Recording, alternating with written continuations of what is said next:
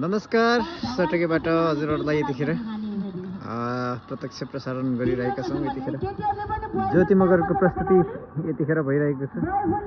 यहाँ डाँडाबाट हजुरहरूलाई भिडियो प्रस्तुत गरिरहेको छु। यतिखेर यहाँनिर ज्योति मगरको प्रस्तुति हामी निकै माथिबाट हजुरहरूलाई देखाइरहेका छौँ। यतिखेर यस्तै छ सटके मेलाको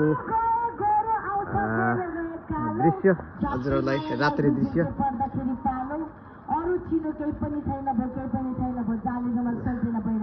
यस्तै छ सटकेको प्रसारण। अब अरू भिडियोमा हामी तपाईहरुसँग भेट गर्नेछौँ।